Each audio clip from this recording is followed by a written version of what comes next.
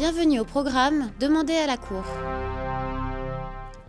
La Cour pénale internationale CPI, régie par le statut de Rome, est la première Cour pénale internationale permanente créée par traité pour contribuer à mettre fin à l'impunité des auteurs des crimes les plus graves qui touchent l'ensemble de la communauté internationale, à savoir le génocide, les crimes contre l'humanité, les crimes de guerre et les crimes d'agression.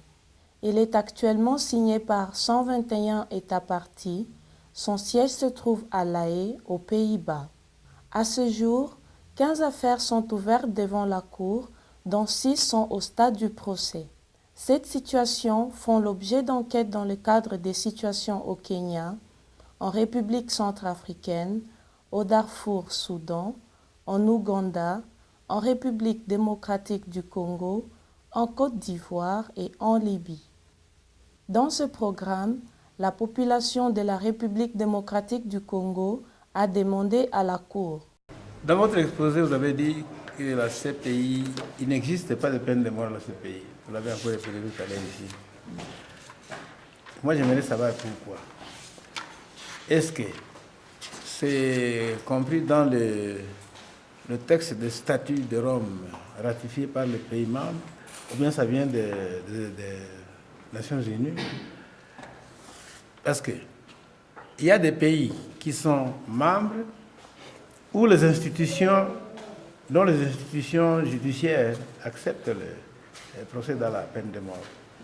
Et alors, est-ce que ce ne serait pas une contradiction? Chez eux, dans le pays, on accepte la peine de mort, alors que les siens qui sont peut-être arrêtés par la CPI, qui ont peut-être commis des crimes très graves, dont les crimes ont consisté, par exemple, à massacrer beaucoup de gens, et là on dit, ah non, il n'y a pas de peine de mort. On dit que chez eux-mêmes, ils procèdent à la peine de mort. It was a decision made by the states that established the ICC. Ce fut une décision prise par les États qui ont établi la CPI de ne pas inclure la peine de mort dans le statut de Rome. Néanmoins, les États ayant la peine de mort dans leur législation nationale peuvent rejoindre la CPI. Selon le principe de complémentarité garanti par le statut de Rome, la CPI respecte la souveraineté des États et n'a pas compétence pour dicter des politiques nationales. La CPI fonctionne comme une juridiction de dernier ressort pour juger des individus lorsque les juridictions nationales échouent dans leurs tâches. En conséquence, la CPI reconnaît le droit souverain de chaque État de décider s'ils acceptent ou non la peine de mort dans leur juridiction nationale. Permettez-moi d'ajouter que la peine maximale prévue par le statut de Rome est de 30 ans d'emprisonnement ou l'emprisonnement à perpétuité dans des cas de crimes extrêmement graves. Alors je voudrais poser une question. Shérif Manda et les autres avaient témoigné devant la CPI que Joseph Kabila aussi pouvait l'arrêter. Où en est-on aujourd'hui? Comme je l'ai déjà expliqué, nous poursuivons ce dont nos enquêtes montrent qu'ils sont les plus hauts responsables des crimes les plus graves. Ainsi, nous avons poursuivi Thomas Lubanga Dilo, qui a été condamné en première instance le 14 mars dernier, et Germain Katanga et Martin Goudjolochi, dont le procès vient de se terminer. Nous cherchons à poursuivre Bosco Ntaganda également. C'est aussi pour cela que nous poursuivons Jean-Pierre Bemba en relation avec la situation en Centrafrique.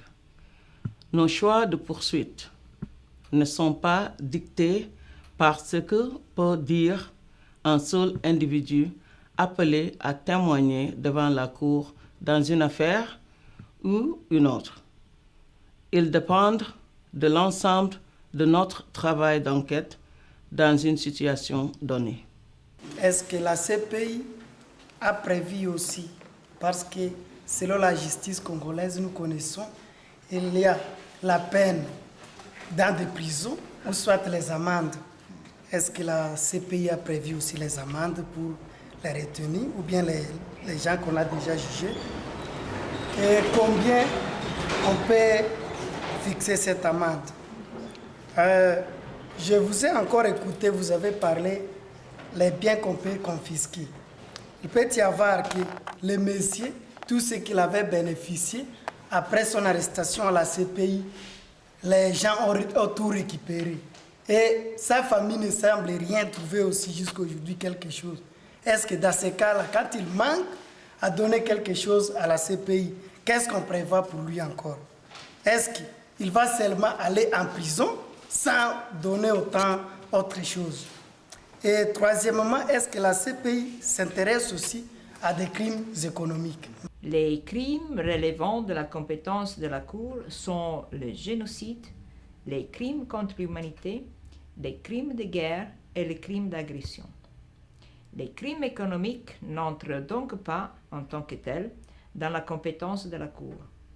Les peines principales prévues par le statut de Rome comprennent des peines de prison à temps pour un maximum de 30 ans et la prison à perpétuité. À ces peines principales, la Cour peut ajouter une amende et ou la confiscation des profits, biens et avoirs tirés directement ou indirectement du crime. Les fonds résultant de l'amende et des confiscations sont alloués à la réparation au profit des victimes.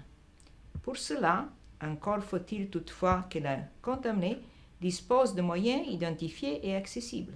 Si tel n'est pas le cas, lui infliger une amende ou ordonner des confiscations s'avérera vain et les réparations au profit des victimes seront, dans ce cas, supportées par le fonds au profit des victimes spécialement créé à cet effet.